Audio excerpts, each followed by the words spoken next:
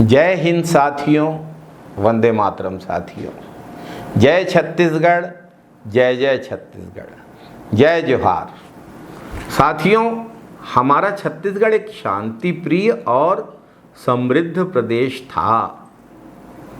पूर्ववर्ती कांग्रेस सरकार में 5 साल तक किसान, नौजवान, छात्र, महिला, मजदूर हर वर्ग के हित के लिए कल्याणकारी योजनाएं संचालित की गई थी।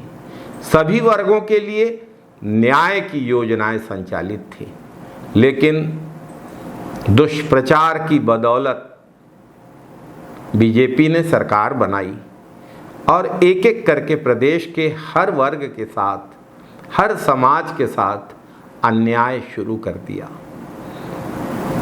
सबसे पहले भाजपा के अन्याय का शिकार आदिवासी समाज हुआ। मुख्यमंत्री तय नहीं हुआ था, मंत्रिमंडल का गठन नहीं हुआ था, विभाग तय नहीं हुए थे, लेकिन आदिवासी समाज की धरोहर हसदेव के जंगलों को जबरदस्ती अदानी को सौंप दिया गया और विरोध कर रहे समाज के लोगों को प्रताड़ित किया गया। साथियों, जल, जंगल और जमीन पर आदिवासी समाज के अधिकारों को छीनने का दौर भाजपा की सरकार बनते साथ शुरू हो गया। इससे बड़ा अन्याय और क्या हो सकता है। बस्तर में फिर से फर्जी मुठभेड़ों का दौर शुरू हो गया। कवर्धा में राष्ट्रपति के दत्तक पुत्र बैगा जनजाति का एक परिवार जिंदा जल गया। बस्तर से रायपुर पढ़ने आए एक आदिवासी छात्र की राजधानी में पीट पीट कर हत्या कर दी गई। अन्याय का चक्र यहीं नहीं रुका, किसानों के साथ भी अन्याय बीजेपी की सरकार ने किया। राजीव गांधी किसान न्याय योजना की चौथी किस्त जो किसानों को मिलनी थी, जिसका प्रावधान करके कांग्रेस की सरकार गई थी, जिसके लिए पैसे की व्यवस्था कांग्रेस सरकार ने बजट में की थी, वो चौथी किस्त, न्याय योजना की चौथी किस्त, किसान न्याय योजना की चौथी किस्त भाजपा की सरकार ने हड़प ली। एक और अन्याय है, बहुत बड़ा अन्याय। धान खरीदी में अव्यवस्थाओं का अंबार लगा रहा। किसानों को लो वोल्टेज और महंगे डीजल की समस्याओं से भी प्रताड़ित होना पड़ा। किसानों के साथ भी अन्याय हुआ। युवाओं के साथ भाजपा सरकार ने अन्याय किया। रोजगार के अवसर छीने, टीचर्स भर्ती पर रोक लगा दी। एक बड़बोले मंत्री के पास जब नौजवान नौकरी के लिए गए तो मंत्री ने युवाओं के सामने बहाने बनाए। बात तो गारंटी की करते थे ये लोग, चुनावी वादों से मुकरने लगे। मोदी जी के शिष्य हैं। वादों से मुकरना तो भाजपाइयों की रग रग में है। भाजपा शासन में अन्याय से सबसे ज़्यादा प्रताड़ित महिलाएं हुई। चुनाव के पहले महतारी वंदन के फॉर्म भरवाए और चुनाव के बाद तरह तरह के नियम बनाकर आधी से ज़्यादा माताओं और बहनों को अपात्र कर दिया। पहले तो कहते थे कलेक्टर हो या सीएम, उनकी भी पत्नी को मिलेगा महतारी न्याय योजना का पैसा। महिलाओं के खिलाफ हिंसा और अपराध में तो विष्णुदेव साय जी मोदी जी का पूरी तरह से अनुसरण कर रहे हैं। छात्रों के साथ अन्याय में भी भाजपा ने कोई कसर नहीं छोड़ी। टीचर्स भर्ती बंद की और जब छात्रों ने टीचर्स की मांग की तो राजनांदगांव में, बिलासपुर में छात्रों को जेल भेजने की धमकियां दी गई। स्कूल के बच्चों को, बच्चों की किताबें कूड़े में फेंकी गईं और बच्चों के बस्ते खाली रहे।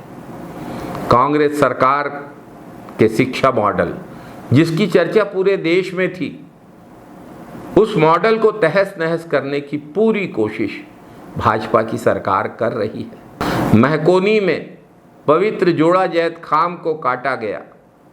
बलौदाबाजार कलेक्ट्रेट में आगजनी की दुर्भाग्यपूर्ण घटना हुई। कवर्धा में हत्याओं का लगातार सिलसिला। छत्तीसगढ़ में पुलिस कस्टडी में हत्याओं का दौर वापस लौट आया। दोंदे में तो शराब माफियों के खिलाफ बोलने पर एक भाजपा कार्यकर्ता स्वर्गीय संतोष पटेल की हत्या कर दी गई। भाजपा तो प्रदेश की बात छोड़िए, आम नागरिकों की बात छोड़िए, अपने कार्यकर्ताओं की सुरक्षा भी नहीं कर पा रही है। स्वास्थ्य, राजस्व, स्थानांतरण, ट्रेनों के परिचालन, हर जगह तो अन्याय का ही डंका बज रहा है भाजपा की डबल इंजन सरकार में। छरछेड़ की घटना हो या बीरनपुर की घटना हो या बस्तर के मुठभेड़ हो या बस्तर की फर्जी मुठभेड़ की घटनाएं हो, इन सभी मुद्दों पर सतनामी समाज के निर्दोष लोगों को सलाखों के पीछे गिरफ्तार करने के खिलाफ, बलौदाबाजार की घटना के दोषियों के खुलेआम घूमने के खिलाफ, प्रभारी मंत्री और एसपी के बीच में खड़े हैं उग्र आंदोलन की धमकी देने वाले लोग। राजनैतिक प्रतिशोध की भावना से कांग्रेस के कार्यकर्ताओं के खिलाफ, पूरे राज्य में कार्यवाहियों के खिलाफ, भाजपा सरकार के अन्याय के खिलाफ प्रदेश कांग्रेस अध्यक्ष श्री दीपक बैज के नेतृत्व में 6 दिवसीय न्याय यात्रा निकाली गई। छत्तीसगढ़ न्याय यात्रा का आयोजन राज्य के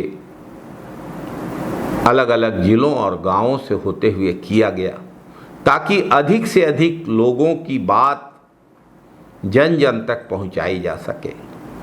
कांग्रेस के नेताओं ने जनता के बीच जाकर संवाद किया और भाजपा सरकार के अन्याय से पीड़ित परिवारों और लोगों की बातों को सुना।